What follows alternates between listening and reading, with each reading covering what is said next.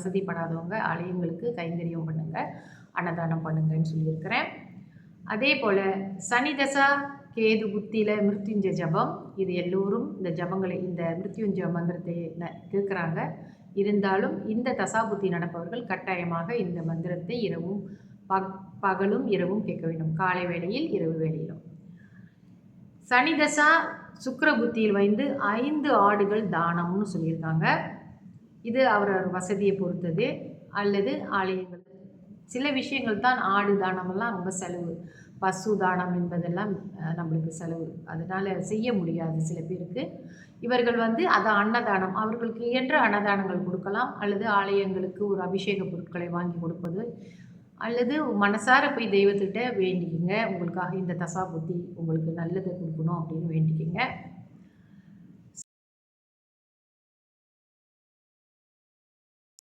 அனைவருக்கும் என் இனிய காலை வணக்கங்கள். என்னுடைய பதிவுகளை தொடர்ந்து கேட்டு வரும் அனைவருக்கும் என்னுடைய மனமார்ந்த நன்றிகளை தெரிவித்துக் கொள்கிறேன். இன்றைய பஞ்சாங்கம் பார்ப்போம். இன்றைய தேதி 15ஆம் தேதி 11ஆம் மாதம் 2025 சனிக்கிழமை, தமிழ் மாதம் ஐப்பசி. இன்றைய சூரிய உதயம் 7:02, சூரியாஸ்தமனம் 6:53. இன்றைய திதி தேய்பிறை ஏகாதசி. தேய்பிறை ஏகாதசி முடியும் நேரம் ஆங்கில தேதியின் முறைப்படி 16ஆம் தேதி விடியற்காலை 5:07 முடிவடைந்து துவாதசி ஆரம்பமாகும். இன்றைய நட்சத்திரம் உத்திரம், உத்திர நட்சத்திரம் முடியும் நேரம் ஆங்கில தேதியின் முறைப்படி 16ஆம் தேதி அதிகாலை 2:04 முடிவடைந்து அஸ்தம் ஆரம்பமாகும். இன்றைய யோகம் மரண யோகம். நல்ல நேரம் காலை 11:28 12:27 வரை. அதன் பிறகு மாலை வேளையில் 5:54 6:53 வரை. தொடர்ந்து 6:53 இரவு 8:22 வரை. ராகு கால நேரம் காலை 9:59 11:28 வரை. யமகண்ட நேரம் மதியம் 2:26 3:55 வரை. கூலிகன் காலை 7:01 8:30 வரை. சந்திராஸ்தம ராசி மகர ராசி அன்பர்களுக்கு இன்று சந்திராஸ்தமம் காலை 6:21 முடிவடையும். அதே வேளையில் கும்பராசி அன்பர்களுக்கு சந்திராஸ்தமம் ஆரம்பமாகும். இன்றைய ராசி பலன் பார்ப்போம். மேஷ ராசிக்கு நன்மை, ரிஷப ராசிக்கு அச்சம், மிதுன ராசிக்கு தனம், கடக ராசிக்கு வெற்றி, சிம்ம ராசிக்கு பிரயாணம், கன்னி ராசிக்கு சினம், துலாம் ராசிக்கு முயற்சி, விருச்சக ராசிக்கு சுபம், தனுசு ராசிக்கு போட்டி, மகர ராசிக்கு நலம், கும்பராசிக்கு உற்சாகம், மீன ராசிக்கு கோபம். இன்றைய விசேஷம் சர்வ ஏகாதசி விரதம். நம்ம தொடர்ந்து கிரக தோஷ பரிகாரங்கள் தசாபுத்தி காலங்கள் வழியாக நம்ம பார்த்துட்டு வரோம். அந்த வகையிலே இன்று சனி பகவானுடைய தசா நடப்பவர்கள், சனி பகவானோட தசை வந்து 19 வருடம் நடக்கும், சரிங்களா? சில பேர் வந்து இந்த சனி பகவானுடைய திசையும் இந்த 7.5 சனி வருது இல்லையா, அதையும் புரியாமல் கலந்து பேசிடுறாங்க. அதாவது இந்த ஜாதகம் பார்க்க வரவங்க, நம்ம வந்து உங்களுக்கு இப்போ 7.5 ஆரம்பிச்சிருக்குன்னு சொன்னோமா, இல்லையே எனக்கு போன வருஷமே முடிஞ்சிருச்சுன்னு சொல்லுவாங்க. அது என்னன்னு பார்த்தாக்கா சனி மகாதசை முடிஞ்சிருக்கும். ஸோ மகாதசை வேறு, 7.5 வேறு, அது புரிஞ்சுக்கணும், ஓகேங்களா? சரி, சனி தசை சனி புத்தியில் பிராமண பூஜைன்னு இருக்குது. இதில் எத்தனை பேர் இதுக்கு ஒத்து வருவாங்கன்னு நம்மளுக்கு தெரியல. ஆனால் இந்த ஆலயங்களிலே வேலை செய்து கொண்டிருக்கிற பிராமணர்களுக்கு பூஜை செய்ய வேண்டும் என்பது இதோட அர்த்தம். அது அந்த காலத்தில் சாஸ்திர காலங்களில் இதெல்லாம் செஞ்சுட்டு வந்தாங்க. இப்போ வந்து நீங்கள் ஒரு சீர் எடுத்து கொடுக்கலாம், அது அவரவருடைய மனசை பொறுத்தது.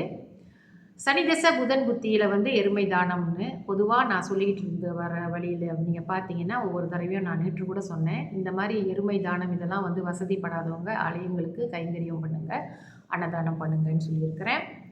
அதே போல் சனி தசா கேது புத்தியில் மிருத்யுஞ்ச ஜபம், இது எல்லோரும் இந்த ஜபங்களை இந்த மிருத்யுஞ்ச மந்திரத்தை கேட்குறாங்க. இருந்தாலும் இந்த தசாபுத்தி நடப்பவர்கள் கட்டாயமாக இந்த மந்திரத்தை இரவும் பகலும் இரவும் கேட்க வேண்டும், காலை வேளையில் இரவு வேளையிலும். சனி தசா சுக்கிர புத்தியில் வைந்து 5 ஆடுகள் தானம்னு சொல்லியிருக்காங்க.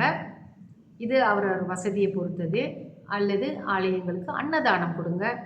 இந்த தசா புத்தி காலங்களில் உங்களால் முடிஞ்சால் அபிஷேகத்திற்கு இளநீர் வாங்கி கொடுக்கலாம்.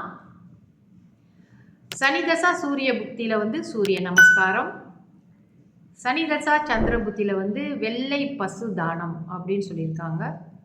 இதுவும் இக்காலத்தில் எப்படி இது செய்வாங்கன்னு தெரியல. ஒத்து வருவாங்களா என்னன்னு எனக்கு தெரியல. ஆனால் நான் இங்கே குறிப்பாக சொல்வது வந்து பண வசதி இல்லாதவர்களுக்கான பரிகாரங்கள் தான் இவைகளில் இருக்குது. இதில் சில விஷயங்கள் தான் ஆடு தானமெல்லாம் ரொம்ப செலவு.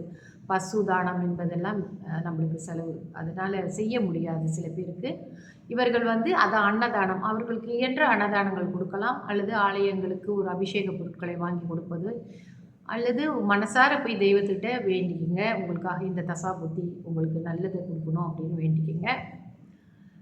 சனி தசா செவ்வாய் புத்தியில் வந்து எருமை தானம், சனி தசா ராகு புத்தியில் வந்து எருமக்கடா தானம், சனி தசா குரு புத்தியில் ஆடு தானம். இது முக்கால்வாசி வந்து 4 கால் உள்ள பிராணியை வந்து தானம் செய்ய சொல்லியிருக்கிறாங்க. அவரவர் மனதை பொறுத்தது. இதை செய்ய முடிந்தவர்கள் தாராளமாக ரொம்ப ஏழ்மையாக உள்ளவங்களுக்கு ஒரு பொழப்பு நடத்துவதற்காக இந்த 4 கால் ஜீவர்களை நீங்கள் வந்து தானமாக கொடுங்க.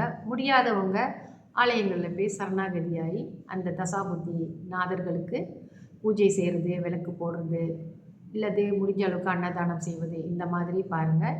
எல்லா தசாபுத்தி காலங்களிலும் நம்மளுக்கு அது சிறப்பான திசையாக இருந்தாலும் சரி, அவ்வளவு சிறப்பில்லாத திசையாக இருந்தாலும் சரி, இந்த கிரகங்களை நீங்கள் வழிபட்டு வந்து இந்த மாதிரி பரிகாரங்கள் எல்லாம் விடாமல் செஞ்சுட்டு வந்தீங்கன்னா நிச்சயமாக உங்களுக்கு உங்கள் வாழ்க்கை ரொம்ப சுமூகமாக போயிட்டுருக்கோம்.